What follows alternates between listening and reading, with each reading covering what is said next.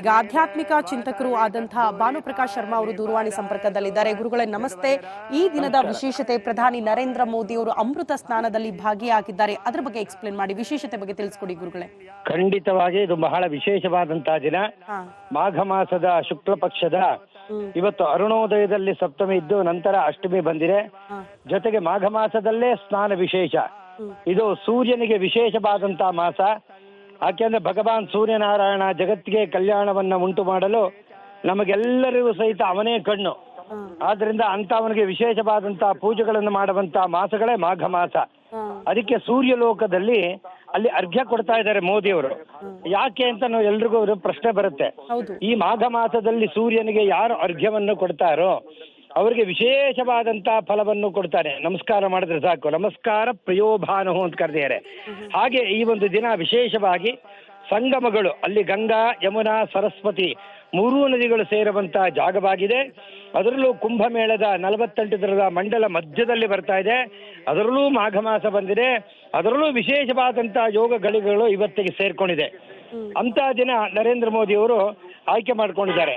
ಯಾಕೆ ಅಂದ್ರೆ ಹಿಂದೆಲ್ಲ ನಿನ್ನೆನೆ ಇತ್ತೋದು ಪಂಚಮಿ ಇತ್ತು, ಅದು ವಸಂತ ಪಂಚಮಿ ಆಯಿತು, ಸೃಷ್ಟಿ ಆಯಿತು. ವಿಶೇಷವಾಗಿ ಇವತ್ತು ಸಪ್ತಮಿ ಅಷ್ಟಮಿ ಇದೆ.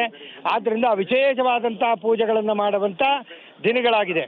ಆ ದಿನ ಎಲ್ಲರೂ ಸಹಿತ ನದಿಯಲ್ಲಿ ಕೋಟ್ಯಾಂತರ ಭಕ್ತಾದಿಗಳು ಸ್ನಾನ ಮಾಡ್ತಾ ಇದ್ದಾರೆ. ಯಾಕೆಂದ್ರೆ ಕುಂಭ ಅಂದ್ರೆ ಯಾತಕ್ಕೋಸ್ಕರ ಆ ಸಂಗಮದಲ್ಲೇ ಮಾಡಬೇಕು, ಬೇರೆ ನದಿಗಳಲ್ಲಿ ಮಾಡಬಾರ್ದ ಅಂತ ಪ್ರಶ್ನೆ ಬರಬಹುದು. ಅದಕ್ಕೆ ಕುಂಭ ಅಂದ್ರೆ ಹೊಟ್ಟೆ, ಮೇಳ ಅಂದ್ರೆ ಸೇರೋದು. ಅದಕ್ಕೋಸ್ಕರ ರೀಬರ್ತ್ ಪ್ಲೇಸ್ ಅಂತ ಹೆಸರು ಅದಕ್ಕೆ. ಯಾರು ಸಂಗಮಗಳಲ್ಲಿ ಪರ್ವಕಾಲಗಳಲ್ಲಿ ವಿಶೇಷ ದಿನದಲ್ಲಿ ಸ್ನಾನ ಮಾಡುತ್ತಾರೋ ಅವರಿಗೆ ವಿಶೇಷವಾದಂತಹ ಫಲವನ್ನು ಕೊಡ್ತಾರೆ. ಅದಕ್ಕೆ ನರೇಂದ್ರ ಮೋದಿ ಅವರು ಹಾಗೇನೆ ಯಾವುದಾದ್ರು ಒಂದು ನಾವು ಮಾಡಿದಂತಹ ದೋಷಗಳು ನಿವಾರಣೆ ಆದ್ರೆ ಮತ್ತು ಲೋಕ ಕಲ್ಯಾಣಕ್ಕೋಸ್ಕರ ನಮಗಾದವನು ರಾಜ ಅವನೇ ನರೇಂದ್ರ ಮೋದಿ ಅವರೇ ನಮಗೆ ಪ್ರಧಾನಿ. ಅದಕ್ಕೋಸ್ಕರ ಅವರು ವಿಶೇಷವಾದಂತಹ ದಿನವನ್ನ ಕೇಳಿಕೊಂಡು ಇವತ್ತಿನ ಸಹ ಆ ಒಂದು ಸಂಗಮದಲ್ಲಿ ನೋಡಿ ಸ್ನಾನ ಮಾಡ್ತಾ ಇದ್ದಾರೆ. ಎಲ್ಲಾ ದಿಕ್ಕಿಗೂ ಅರ್ಘ್ಯವನ್ನು ಕೊಡ್ತಾ ಇದ್ದಾರೆ ಮತ್ತು ಅಲ್ಲಿ ಶಿವಪಂಚಾಕ್ಷರಿ ಜಪವನ್ನು ಮಾಡ್ತಾ ಇದ್ದಾರೆ. ವಿಶೇಷವನ್ನ ಪ್ರಾರ್ಥನೆವನ್ನ ಲೋಕ ಕಲ್ಯಾಣಕ್ಕೋಸ್ಕರ ನರೇಂದ್ರ ಸನ್ಮಾನ್ಯ ಪ್ರಧಾನಿಯವರು ಇವತ್ತು ಮಾಡ್ತಾ ಇದ್ದಾರೆ. ಯಾಕೆಂದ್ರೆ ಬಹಳ ವಿಶೇಷವಾದಂತಹ ದಿನಗಳು ಅಂತ ಹೇಳ್ತಾರೆ. ಅದರಲ್ಲೂ ಈ ಕುಂಭಮೇಳ ಬರ್ತಿರೋದಮ್ಮ ಬಹಳ ವಿಶೇಷ. 144 ಅಂದ್ರೆ ಹಿಂದಿನ 144 ವರ್ಷದಲ್ಲಿ ನಾವು ಈ ತರ ಎಲ್ಲ ಇರಲಿಲ್ಲ. ಅಲ್ಲಿ ಸ್ನಾನ ಮಾಡುವಂತ ಪೂಜೆ ಮಾಡುವಂತ ಈ ಮಹಾಕುಂಭ ಮೇಳದ ಕಾರ್ಯಕ್ರಮ ನಡೆಯಕ್ಕೆ ಆಗ್ತಿರ್ಲಿಲ್ಲ. ಆದ್ರೆ ಇದು ನ ಭೂತೋ ನ ಭವಿಷ್ಯತಿ ಅಂತ ಹೇಳ್ಬೋದು. ಹಿಂದೆ ಬೇರೆ ನಡೆದಿದೆ, 64ರಲ್ಲಿ ನಡೆದಿರೋ ಬೇರೆದ್ರಲ್ಲಿ ನಡೆದಿರ್ಬೋದು. ಆದ್ರೆ 144ನೇ ಕುಂಭಮೇಳವನ್ನ ಇಷ್ಟೆಲ್ಲ ಹೋಗಿ ಜನಗಳು ಸ್ನಾನ ಮಾಡಬಹುದು ಏಕೈಕ ಕುಂಭಮೇಳ ಈಗಲೇ ಸಿಕ್ಕಿರೋದು ನಮಗೆ. ಇಲ್ಲೇ 500 ವರ್ಷದಿಂದ ಬೇರೆ ಬೇರೆಯವರೆಲ್ಲ ಆಳ್ಕೊಂಡ್ ಬಂದಿದ್ರು. ಆದ್ರಿಂದ ಅವಾಗೆಲ್ಲ ಮಾಡಕ್ಕಾಗಿರಲ್ಲ. ಆದ್ರೆ ಅಂತ ಒಂದು ಸಂದರ್ಭದಲ್ಲಿ ಇವತ್ತು ನಮ್ಗೆ ಎಲ್ಲವನ್ನು ಸಿಕ್ಕಿರೋ ಭಗವಂತ ಕೊಟ್ಟಿದ್ದಾನೆ. ಒಳ್ಳೆಯ ಪ್ರಧಾನಿಯನ್ನು ಕೊಟ್ಟಿದ್ದಾನೆ ಮತ್ತು ಜಗತ್ತಿಗೆ ಕೋಟ್ಯಾಂತರ ಭಕ್ತಾದಿಗಳಿಗೆ ಆಗಲೇ 35 ಕೋಟಿ ಜನ ಜಾಸ್ತಿಯಾಗಿ ಕೂತ್ಕೊಂಡಲ್ಲಿ ಪ್ರಾರ್ಥನೆ ಪೂಜೆಗಳನ್ನು ಮಾಡಿರುವಂತಹ ಕ್ಷೇತ್ರ.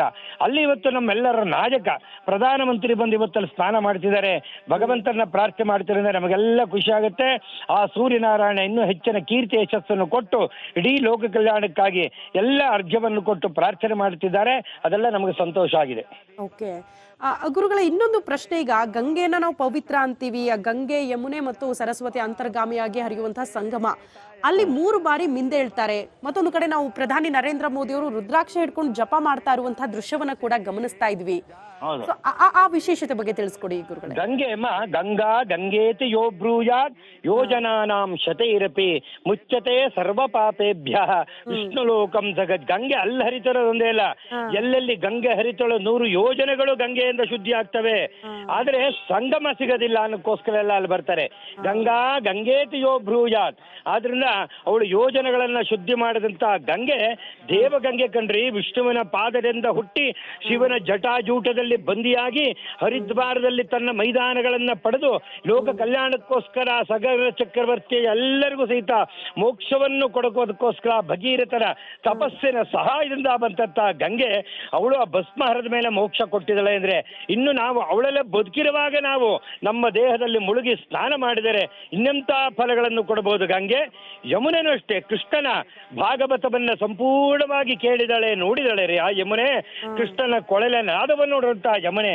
ಸರಸ್ವತಿ ಆ ವಿಶೇಷವಾದಂತಹ ಬ್ರಹ್ಮನ ಹೆಂಡತಿ ಆದ ಸರಸ್ವತಿ ಅವಳೇ ಅಲ್ಲಿ ಬಂದು ನೆಲೆಸಿ ಆ ಒಂದು ಇದರಲ್ಲಿ ನಮ್ಮನ್ನೆಲ್ಲವನ್ನು ಸಹಿತ ಒಳ್ಳೆಯದು ಮಾಡೋಕ್ಕೋಸ್ಕರ ಈ 3 ಜನಕ್ಕೂ 3 ಅರ್ಘ್ಯವನ್ನು ಕೊಡ್ತಾ ಇದ್ದಾರೆ. ಸೂರ್ಯನಾರಾಯಣನಿಗೆ ಅರ್ಘ್ಯ ಕೊಡ್ತಿದ್ದಾರೆ. ಯಾಕೆಂದ್ರೆ 12 ಸೂರ್ಯಗಳು ಬೆಳಗಿಂದ ಸಾಯಂಕಾಲವರೆಗೆ ಅವನು ನಮಗೆ ಬೆಳಕನ್ನು ಕೊಡ್ತಿದ್ದಾನೆ. ರುದ್ರಾಕ್ಷಿ ಶಿವನ 3ನೇ ಕಣ್ಣೆ ರುದ್ರಾಕ್ಷಿ. ಅದರಿಂದ ಅದರಲ್ಲಿ ಶಿವ ಪಂಚಾಕ್ಷರಿಯನ್ನ ಜಪವನ್ನ ಮಾಡುತ್ತಾ ಇರುವುದರಿಂದ ಅದು ನಮಗೆ ವಿಶೇಷವಾದಂತಹ ಫಲವನ್ನು ಕೊಡ್ತಾರೆ. ಆ ರುದ್ರಾಕ್ಷಿಯನ್ನು ಯಾರು ಸ್ಮರಣೆ ಮಾಡ್ತಾರೋ, ಯಾರು ಸ್ಪರ್ಶ ಮಾಡ್ತಾರೋ, ಎಲ್ಲವತೀತ ಪರಮೇಶ್ವರನಿಗೆ ನಮಗೆ ಸಾಕ್ಷಾತ್ ಕೈಲಾಸದ ದರ್ಶನವಾದಷ್ಟೇ ಪುಣ್ಯ ಬರುತ್ತೆ ಅಂತ ಹೇಳಿದ. ಅದಕ್ಕೋಸ್ಕರ ಮೋದಿಯವರು ಸಹಿತ ಇವತ್ತು ಆ ಪರ್ವಕಾಲದಲ್ಲಿ ಸ್ನಾನ ಮಾಡಿ ಶಿವಪಂಚಾಕ್ಷರನ ಯಥಾಶಕ್ತಿ ಜಪವನ್ನು ಮಾಡಿ ಗಂಗಾ, ಯಮುನಾ, ಸರಸ್ವತಿಗೆ ಅರ್ಘ್ಯವನ್ನು ಕೊಟ್ಟಿದ್ದಾರೆ. ಗುರುಗಳೇ, ಈ ಹಿಂದೆ ನಾವು ಶಾಹಿ ಸ್ನಾನ ಅಂತೆಲ್ಲ ಮಾತಾಡ್ತಾ ಇದ್ವಿ, ಅದರ ಮಹತ್ವದ ಬಗ್ಗೆ ನೋಡ್ತಾ ಇದ್ವಿ. ಬಟ್ ಇವತ್ತು ಅಮೃತ ಸ್ನಾನ ಅಂತ ಏನಾದ್ರೂ ವ್ಯತ್ಯಾಸಗಳಿದೆಯಾ ಇದರಲ್ಲಿ, ಅಥವಾ ಏನಾದ್ರೂ ವಿಶೇಷತೆಗಳಿದೆಯಾ? ಸ್ನಾನಗಳಲ್ಲಿ 27 ನಕ್ಷತ್ರಗಳು ಬರ್ತವೆ, ಆಯಾ ಮಾಸ ಬರ್ತದೆ. ಅದರಲ್ಲಿ ನಮಗೆ ಆಯಾ ನಕ್ಷತ್ರಗಳಿಗೆ ಒಂದೊಂದು ಅಧಿಪತಿ ಆಗಿರ್ತಾರೆ.